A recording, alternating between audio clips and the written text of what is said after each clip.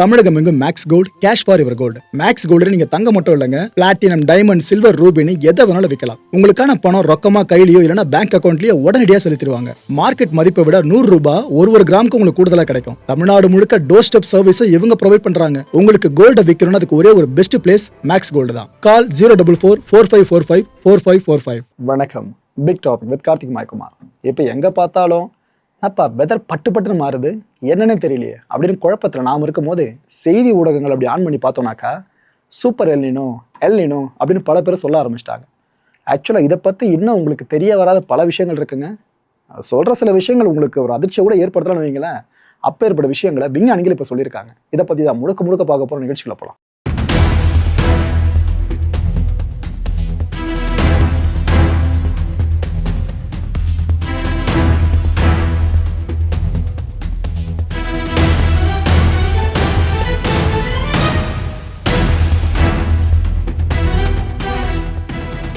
விஞ்ஞானிகள் இப்போ என்ன சொல்கிறாங்கன்னா, பசிபிக் பெருங்கடல் இருக்குல்ல, இங்கே திடீர்னு பெரும் மாற்றங்கள் ஏற்பட்டுக்கிட்டு இருக்கிறதா சொல்கிறாங்க. இப்போ வரைக்கும் ஏற்பட்டுட்டு இருக்கா அதாங்க மென்ஷன் பண்ணுறாங்க. இந்த முறை எல்னினோ டெவலப் ஆகிறதுக்கு 80% வரைக்கும் சான்ஸ் இருக்குன்னு சொன்னாங்க. இதில் என்னன்னா, இந்த விஞ்ஞானிகள் 80% சொன்னாங்களா, இன்னும் பலதரப்பட்ட விஞ்ஞானிகள் சொல்கிறது என்னங்க 80%, 90% சான்ஸ் இருக்குன்னு சொல்லிட்டாங்க இப்பயே. அப்படின்னா ஒரு விஷயம் கிளாரிட்டியாக புரியுதா உங்களுக்கு? எல்னினோ இந்த முறை பெருசாக உருவாக போகிறது கன்ஃபார்ம். அதை மட்டும் நம்ம பார்க்க போகிறோம். இது உலக வானிலை இருக்குல்ல, இதை தலைகீழாக புரட்டி போட போதுங்க. ஜூன் மாதம், அதாவது இந்த மாதம் ஆரம்பித்து ஆகஸ்ட் வரைக்கும் வரலாறுக்கான வெப்பத்தை நம்ம விட்னஸ் பண்ணுவோன்னு சொல்கிறாங்க. புதுசாக இருக்குல்ல மக்களே. ஒரு பக்கம் என்னென்னா, வானிலை ஆய்வு மையங்கள் தொடர்ந்து மழையை பார்க்க போகிறோன்னு சொல்கிறாங்க. ஆனால் இன்னொரு பக்கம் ஜூன்லேருந்து ஆகஸ்ட் வரைக்கும் வெப்பம் வாட்டி வதைக்கும்னு சொல்கிறாங்க. இந்த பசிபிக் பெருங்கடல் ஏற்பட்டிருக்க மாற்றம்னால எல்னினோ பசிபிக் பெருங்கல் பேஸ் பண்ணி எடுப்பாங்க பார்த்தீங்கன்னா, அதனால் இதை வச்சு சொல்கிறேன். இங்கே இது வேறு நடக்கும்ன்றாங்க. இதை பார்க்குறப்ப பகலில் வெயில் கொளுத்துறதும் ஈவினிங் மேலே மழை பெருசாக அடிக்கிறதையும் நாம் இந்த மாதிரி இன்டென்ஸாக பார்ப்போன்ற மாதிரி தான் எனக்கு தோணுது. விஞ்ஞானிகளோட இந்த அசம்ஷனை பொறுத்த வரைக்கும் சொல்கிறதா இருந்தால் இதில் என்ன தெரியுமோ நீங்கள் கவனிக்க வேண்டிய விஷயம், அதீத வெப்பம் அதீத மழையை கொடுக்கும். இது பேசிக்கான விஷயம் இல்லை, அதே இதுக்கப்புறம் பார்ப்போம்னு நினைக்கிறேன். ஒரு பக்கம் கடுமையான வறட்சி ஏற்படுமாங்க பல நாடுகளில். இன்னொரு பக்கம் கட்டுப்பாடற்ற தீவிர வானிலை, ஒரு மாதிரி இன்டென்ஸ் வெதராக நிறைய விஷயங்கள் நடக்கும்ன்றாங்க. இந்த ஃப்ளாஷ் ஃப்ளட்ஸு, மழை வெளுத்து வாங்குறது, பேய் மழை அடிக்கிறது, இதெல்லாம் ஒரு பக்கம். இன்னொரு பக்கம் வானம் நல்லா பளிச்சுன்னு இருக்கிறது, வெயில் போட்டு சுட்டடிக்கிறது, இது மட்டும் இன்னொரு பக்கம். அமெரிக்காவில் பெருமழை ஏற்படும்ன்றாங்க. பேய் மழை கேள்விப்பட்டிருப்பீங்க, பெருமழை அச்சு இன்னும் புழக்கிறது. அண்டு ஃப்ளட்ஸ் அங்கே இன்னும் ஹெவியாக ஏற்படும்ன்றாங்க அமெரிக்காவில். இதெல்லாம் வழக்கத்துக்கு மாறா அமையுங்க. எந்த அளவுக்குன்னா, பல நாடுகளில் இருக்க மக்கள்லாம் இது போல விஷயங்களை விட்னஸ் பண்ணியிருக்கவே மாட்டாங்க இது வரைக்கும் இவ்வளோ வருஷமாக. ஆனால் வரலாற்றிலே முறையாக இந்த முறை பல நாடுகளில் இருக்கவங்க, ஓ நம்ம நாட்டில் இப்படி கூட மழை பெய்யுமா, ஓ நம்ம நாட்டில் இவ்வளோ கூட வெயில் அடிக்குமான்னு அப்படி புதுசாக எல்லாத்தையும் பார்ப்பாங்களாம். இவ்வளோ தூரம் புதுசாக பல விஷயங்கள் தலைகீழாக நடக்க போதுன்னு உலகளாவிய விஞ்ஞானிகளே இப்போ இந்த ரிப்போர்ட்டில் சொல்லியிருக்காங்க. அண்டு கடுமையான வறட்சி மற்றும் காட்டுத்தீ இது ஏற்படுற நாடுகள் பட்டியலை வெளியிட்டிருக்காங்க. இதில் சாத்தியக்கூறுகள் பார்த்தீங்கன்னா, ஃபஸ்ட்டு இந்தியா. இங்கே வறட்சி பெருசாக இருக்கும்ன்றாங்க மக்களே. காட்டுத்தீ ஏற்கனவே நம்ம பார்த்துக்கிட்டு இருக்கோம், விட்னஸ் பண்ணிட்டு இருக்கோம், அது ஒரு பக்கம் போயிட்டுருக்கா. வறட்சி பெருசாக இருக்கும்ன்றாங்க. Australia, Brunei, Myanmar, Cambodia, Indonesia, Laos, Malaysia, Philippines, Singapore, Thailand and Vietnam, இந்த சவுத் ஈஸ்ட் ஏஷியன் கண்ட்ரிஸ் இருக்குல்ல, அதில் ஒன்றுத்த கூட மிச்சம் வைக்காம தான் எல்லாத்தையும் சொல்லியிருக்க மாதிரி தெரியுது. அந்தளவுக்கு கடுமையான வறட்சியவும் காட்டுத்தீயவும் நாம் பார்ப்போமா. அண்டு வர நவம்பர் மாதம் எல்னினோ பீக்கை தொடுன்றாங்க மக்களே. எல்னினோ டெவலப் ஆகிட்டு இருக்கல, இது பீக் லெவலுக்கு நவம்பர் மாதம் போகுன்றாங்க. ஆக்சுவலாக நம்ம சென்னை நவம்பரை பிரிக்க முடியாதுல்ல. நவம்பர்லேயே நம்ம வெள்ளத்தை பெருசாக ஃபேஸ் பண்ணிவிடுவோம். அதுக்கப்புறம் டிசம்பரில் ஒரு வெள்ளம் வந்துச்சுன்னா தாங்க முடியாது நம்மளுக்கு.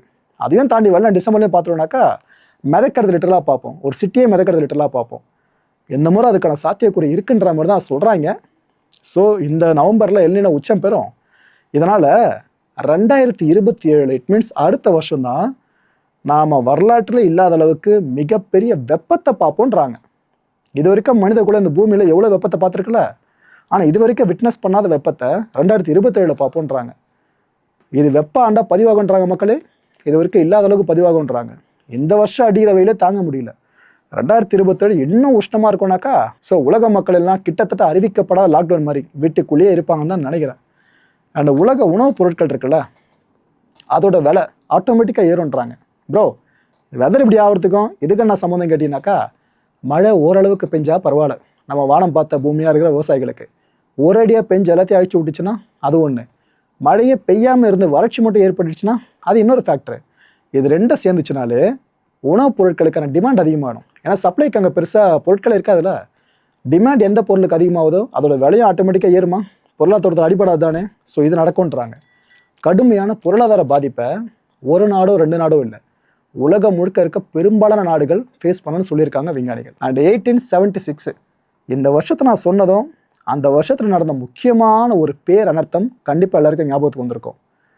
எல்னினோ இருக்குல்ல, அதோட சூப்பர் ஃபீச்சரை தான் அந்த வருஷம் எல்லாரும் விட்னஸ் பண்ணியிருந்தாங்க. அதாவது இது வரைக்கும் இந்த பூமியில் பதிவான மோசமான வெதர் நிகழ்வுகளில் இந்த 1876 நிகழ்வு ரொம்ப ரொம்ப முக்கியமானது. அந்த டைமில் 1.8 டிகிரி செல்சியஸ் வரைக்கும் வெப்பம் இருக்குல்ல, அது மேலே போச்சு. பொதுவாக 2 டிகிரி செல்சியஸ் வரைக்கும் வந்துட்டாலே அதை நம்ம சூப்பர் எல்னினோன்னு கருதிடுவோம். இது 1.8ன்றது அப்போ ஏற்படுத்தின தாக்கம் இருக்குது பாருங்க. அப்போ ஏற்பட்ட தாக்கம் இது வரைக்கும் நம்மளால் மறக்க முடியாது மனுஷ குலத்தால். உலக அளவில் உச்சக்கட்ட பஞ்சம் ஏற்பட்டுச்சு அந்த 1876. அன்றைக்கு பல நாடுகள் பாதிக்கப்பட்டுச்சுல. இல்லை நமக்கெல்லாம் கனெக்ட் ஆகிற மாதிரி சொல்கிறதா இருந்தால் அப்போதைய சென்னை நிலப்பரப்பு, இந்த மாகாணமும் கடுமையான பாதிப்புக்குள்ளாக இருக்குது. லட்சக்கணக்கான மக்களோட உயிர் போயிருக்குங்க. போராளியோ நோய் கிருமியாலேயோ கிடையாது. இந்த இன்டென்ஸான வெதர் ஈவெண்ட் இருக்குல்ல, இந்த ஃபினாமினாவால் லட்சக்கணக்கான மக்கள் இறந்துருக்காங்க. உலகம் முழுக்க கவுண்ட் போட்டு பார்த்தீங்கன்னா எங்கேயோ போய் நிற்குவது. இந்த 1876 நிலைமை இருக்குல்ல, அந்த பரிதாபகரமான நிலைமை, அது திரும்ப இந்த முறை வர்றதுக்கு வாய்ப்பு இருக்கிறதா நான் சொல்லலைங்க, ஐக்கிய நாடுகள் சபை சொல்லியிருக்காங்க அவங்க ரிப்போர்ட்டில். இந்த நிலைமை திரும்ப வர வாய்ப்பு இருக்குது. இந்த முறை கணிக்க முடியாத வறட்சி ஏற்படும்ன்றாங்க. அதாவது இந்த அளவுக்கு வறட்சி வந்துச்சுனாக்கா நாம் இந்த அளவுக்கு சமாளிச்சுப்போம், நம்மகிட்ட இந்த அளவுக்கு ஸ்டாக் பைல்ஸ் இருக்குது அப்படின்னு சொல்லலாம். ஆனால் எஸ்டிமேட்டே பண்ண முடியல அப்படின்னா நீங்கள் என்னத்தை ஸ்டாக் பைலை வச்சு என்னத்தை அசியூம் பண்ண முடியும்? அந்த நிலைமையை ஃபேஸ் பண்ணுவோன்றாங்க. கடலோர பகுதிகள் இருக்குல்ல, அங்கே திடீர் வெள்ளப்பெருக்கையும் இந்த முறை மக்கள் விட்னஸ் பண்ணலான்னு சொல்கிறாங்க ஐநா. கடலோரனாக்கா நம்மளுக்கு கனெக்ட் ஆகிற மாதிரி சொல்கிறேன், சென்னை கடலோர பகுதி தான், நாகையும் கடலோர பகுதி தான், தூத்துக்குடியும் கடலோர பகுதி தான். அப்போ ஏற்பட்ட பகுதிகளுக்கான ஃப்ளாஷ் ஃப்ளட் ஆபத்து இந்த முறை ரொம்ப ஹெவியாக இருக்கிறதா கணிச்சிருக்காங்க ஆய்வாளர்கள். இங்கே இதே மாதிரி தான் உலகம் முழுக்கவும் கடலோர பகுதிகள் கிட்டத்தட்ட ஒரு சில நகரங்கள் மூழ்வதற்கான வாய்ப்பும் பெருசாக எழுந்திருக்கிறதாவும் பல விஞ்ஞானிகள் கணிச்சிருக்காங்க. ஏற்கனவே போரால் இந்த உலகம் பொருளாதாரத்தில் பயங்கரமாக செதஞ்சு போய்கிட்டு இருக்கு. உலக பொருளாதாரமே கேள்விக்குறியாக மாறி நின்றுக்கிட்டு இருக்கு. இந்த ஃபியூவல் இஷ்யூவாக இருக்கட்டும், இன்னொரு பக்கம் சிலிண்டர் இஷ்யூவாக இருக்கட்டும், இதுன்னு 1008 தலைவலி ஓடிக்கிட்டு இருக்கு. இது ஒரு பக்கம் பார்த்தா இப்போ இயற்கை வேற இந்த வேலையை காட்ட ஆரம்பிச்சிருக்கு. இந்த போரும் சரி, இயற்கையோட இந்த அனர்த்தமும் சரி, எல்லாமே சேர்ந்து ஒரு ஃபேக்டர் தான் அடிக்க போகுது, அது உலக பொருளாதாரம். சரி, மற்ற நாடுகளை விடுங்க, நம்ம நாட்டு பஞ்சாயத்துக்கு வருவோம். இந்த எல்னினோவால் நம்ம நாடு சார்ந்து ஏதாவது பாதிப்பு இருக்கான்னு கேட்டிங்கன்னா ஏன் இல்லை, ஆப்வியஸாக இருக்குது. பல பேர் இல்லைன்னு சொல்லுவாங்க, அது மனசாந்திக்காக சொல்கிற விஷயந்தான். ஆனால் பாதிப்பு இருக்குங்க. ஆக்சுவலாக ஒரு பக்கம் வீக்கர் மான்சூனு, அதாவது பலவீனமான இந்த பருவகாலம், இன்னொரு பக்கம் ஹார்ஷர் சம்மரு, வெயில் போட்டு கொளுத்தி எடுத்தது நம்மளை. இது ரெண்டும் சேர்ந்து ஏற்கனவே இந்தியாவில் பெரிய தாக்கத்தை ஏற்படுத்திருச்சு. கடந்த 35 வருஷங்களில் 18 வருஷங்கள் பார்த்தீங்கன்னா மழை அளவு குறைஞ்சிருக்கு நம்ம நாட்டில். தென்மேற்கு பருவமழை இருக்குல்ல, இது இந்த முறை ரொம்ப கடுமையாக குறைய வாய்ப்பு இருக்கிறதா தான் ஆய்வாளர்கள் கணிச்சிருக்காங்களே. இயல்பை விட அதிகமாக மழை பொழிஞ்சுதுன்னா ரொம்ப பெருசாக போச்சுனாலும் ஃப்ளாஷ் ஃப்ளட்டை பார்ப்போம். இல்லை, இயல்பை விட ரொம்ப குறைவாக மழை பொழிவினாலும் அதுவும் நமக்கு தலைவலி தாங்க. ஸோ இதில் குறைவாக தான் இந்த முறை விட்னஸ் பண்ணுவோன்றாங்க ஆய்வாளர்கள். ஒரு விஷயம் மறந்துடாதீங்க, இந்தியாவோட முக்கியமான பருவமழை இந்த தென்மேற்கு பருவமழை, அது சார்ந்த ஒரு நெகட்டிவான கணிப்பை தான் ஆய்வாளர்கள் முன் வச்சுருக்காங்க. பருவமழை போயிடுச்சு அப்படின்னா விவசாயிகளுக்கும் சரி, விவசாயத்துக்கும் சரி கடுமையான பாதிப்பு ஏற்படும். எப்படின்னு கேட்குறீங்களா? டிராக்டர்ஸ் இருக்குல்ல, இதுவாக இருக்கட்டும், அப்புறம் இருசக்கர வாகனங்களாக இருக்கட்டும், அதோட விற்பனை ஆட்டோமேட்டிக்காக குறைஞ்சிரும். ஏன்னா விவசாயம் பண்ணுறதுக்கு அங்கே வானம் பார்த்துருக்கோம், மழையே வரல அப்படின்னா, பொட்டல் காடாக இருக்குது அப்படின்னா, அதுக்கப்புறம் டிராக்டர் வாங்கி என்ன பண்ண போகிறீங்க? அதுக்கப்புறம் இருசக்கர வாகனங்களாக்கி போக்குவரத்து என்ன பண்ண போகிறோம்? ஸோ அதோட விற்பனை சரியும். கட்டுமானம் இருக்குல்ல, அது வெகுவாக குறையும். இது மழை வெளுத்து வாங்க ஆரம்பிச்சு இந்த இஷ்யூவை நம்ம ஃபேஸ் பண்ணுவோம். இந்திய பொருளாதாரம் இருக்குல்ல, அது அல்டிமேட்டாக வீழ்ச்சியை சந்திக்க ஆரம்பிக்கும். நான் நமக்காக இந்தியா வச்சு மட்டும் பேசிகிட்டு இருக்கேன். நான் சொல்கிற இந்த விஷயம், இந்த வீடியோ பல நாடுகள்லேருந்து பார்த்துட்டு இருப்பீங்களே, உங்களுக்கு சேர்ந்து பொருந்தக்கூடியதாக இருக்கும். அதாவது தென்மேற்கு பருவமழை இந்தியாவுக்கு ஓகே, ஆனால் மற்ற நாடுகள் இருக்கிறவங்களுக்கு எல்னினோ தாக்கம் சொன்ன பார்த்தீங்கன்னா அது கரெக்டாக பொருந்தும். இப்போது எல்லாருமே எக்ஸ்பெக்ட் பண்ணிட்டு இருந்தது என்ன தெரியுமா? WMOவோட அடுத்த கட்ட அறிக்கை என்னவா இருக்க போகுதுன்னு சொல்லிட்டு தான். அதாவது வேர்ல்டு மெட்ரலாஜிக்கல் ஆர்கனைசேஷன் இருக்காங்களே, அவங்களோட அறிக்கை. நாம் இங்கே சென்னை வானிலை ஆய்வு மையம், இந்திய வானிலை ஆய்வு மையம், தனியார் வானிலை ஆர்வலர்கள்னு பல பேரோட அடுத்த கட்ட அறிவிப்பு என்னவா இருக்குன்னு வெயிட் பண்ணிட்டு போல. ஆனால் இப்போ கதையே மாறுது. எல்லாம் இப்போ WMOவோட அடுத்த கட்ட அறிக்கை என்னவா வரப்போகுதுன்னு அப்படி எதிர்பார்த்து காக்க ஆரம்பிச்சிட்டாங்க. அந்த அளவுக்கு எல்னினோ பயம் பல பேர் ஆட்கொள்ள ஆரம்பிச்சிருக்கு. மக்களை இந்த கான்டென்ட்டை பொறுத்த வரைக்கும் நம்மளும் எதிர்பார்க்க வேண்டியது ஒரே ஒரு விஷயம் தான். இந்த பெருந்தொற்று காலம்லாம் இருந்துச்சுல, கொரோனா வருஷம் தாண்டி வந்தோம் பார்த்தீங்களா, இந்த பேண்டமிக் டைம். அப்போலாம் ஒரு நாட்டோட அரசாங்கங்களும் முன்னெச்சரிக்கை நடவடிக்கைகளை ரொம்ப தீவிரமாக இன்டென்ஸாக பண்ணியிருந்தாங்க. அதில் என்ன ஒரு தப்பு பண்ணிட்டு ஆரம்பத்தில் நம்ம ஃபர்ஸ்ட் வேவ் வரும்போதெல்லாம் கொஞ்சம் அலட்சியமாக விட்டோம். இது என்ன இந்த அளவுக்கு தாக்கத்தை ஏற்படுத்துமா அப்படின்ட்டு. ஆனால் ஒரு வழி ஆகிச்சா, செகண்ட் வேவில் ஒரு வழி இன்னும் பயங்கரமாக நம்மளை ஆக்கி விட்டுருச்சு. பின்னா குவியல்கள் ஒன்றா சேர்த்து எரிக்கிறதுல நம்ம பார்த்துருந்தோம். இந்தியாவில் நடந்த கொடுமையை சொல்கிறேன். அப்போ இன்னும் மற்ற நாடுகளை யோசிச்சு பாருங்களேன். அப்போ எல்லாரும் முன் வச்ச குற்றச்சாட்டு நம்ம சரியாக முன்னெச்சரிக்கை நடவடிக்கை ஈடுபடலையோ அப்படின்னு சொல்லிட்டு. ஸோ அங்கே ஏற்கனவே ஒரு பாடம் நம்மளுக்கு கிடச்சிருச்சுல. இப்போ இருக்கிற இந்த வெதர் சார்ந்த இன்டென்ஸான விஷயங்கள் இதை பற்றி ஃபுல்லாக ஆய்வாளர்கள் எல்லாத்தையும் எச்சரிக்கையாக முன்வைக்க ஆரம்பிச்சிட்டாங்களா.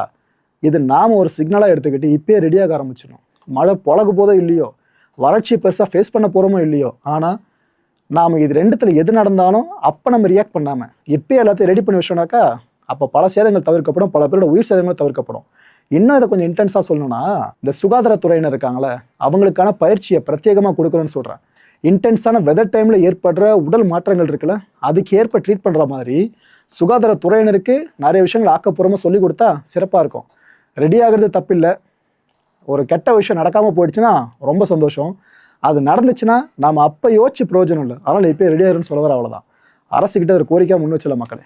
அடுத்த நிகழ்ச்சியை சந்திக்கலாம். நன்றி, வணக்கம். தமிழகம் எங்கும் Max Gold, cash for your gold. Max Gold நீங்க தங்க மட்டும் இல்லைங்க, பிளாட்டினம், டைமண்ட், சில்வர், ரூபினி எதை வேணாலும் விற்கலாம். உங்களுக்கான பணம் ரொக்கமா கையிலயோ இல்லைன்னா பேங்க் அக்கௌண்ட்லயோ உடனடியாக செலுத்திடுவாங்க. மார்க்கெட் மதிப்பை விட 100 ரூபாய் ஒரு கிராமுக்கு உங்களுக்கு கூடுதலா கிடைக்கும். தமிழ்நாடு முழுக்க டோர் ஸ்டெப் சர்வீஸ் இவங்க ப்ரொவைட் பண்றாங்க. உங்களுக்கு கோல்ட விற்கணும்னு அதுக்கு ஒரே ஒரு பெஸ்ட் பிளேஸ் மேக்ஸ் கோல்டு தான். கால் 04445454545. என் நண்பர் மாயம் ஸ்டுடியோஸ் நேயர்களே, மாயம் பக்தின்னு ஆன்மீகத்துக்காக பிரத்யேகமா ஒரு சேனலை கொண்டு வந்திருக்கோம். மறக்காம சப்ஸ்கிரைப் பண்ணி அந்த சேனலுக்கு உங்களோட ஆதரவை மனப்பூர்வமா தெரிவிங்க. வணக்கம் மாயம் ஸ்டுடியோஸ் நண்பர்களே. மாயம் ட்ரெண்ட்ஸ் அப்படின்ற ஒரு புதிய ஃபேஸ்புக் பேஜை ஓப்பன் பண்ணியிருக்கோம். நீங்கள் யூடியூப்ல பார்த்துட்டு இருக்கீங்களா நம்மளோட கான்டென்ட்ஸ்லாம். இதெல்லாம் விட ஒரு படி மேலே ரொம்ப கிறிஸ்பாகவும் ரொம்ப சூப்பராகவும் நிறைய கான்டென்ட்ஸ் உங்களுக்கு இந்த பேஜில் காத்துட்டு இருக்குங்க. ஸோ உடனடியாக ஃபேஸ்புக் பிளாட்ஃபார்ம் போங்க, மாயம் ட்ரெண்ட்ஸ்னு டைப் பண்ணி சர்ச் பண்ணி நம்ம பேஜை ஃபாலோ பண்ணுங்க. அப்படியே நம்ம சேனலையும் நீங்கள் சப்ஸ்கிரைப் பண்ணிட்டீங்க அப்படின்னா இன்னும் நிறைய புது கான்டென்ட்ஸை உங்களுக்காக ப்ரொடியூஸ் பண்ணி கொடுத்துக்கிட்டே இருப்பாங்க. நீங்கள் பண்ணுற ஒவ்வொரு சப்ஸ்கிரிப்ஷனும் எங்களுக்கு பெரிய மோட்டிவேஷனாக அமையும்.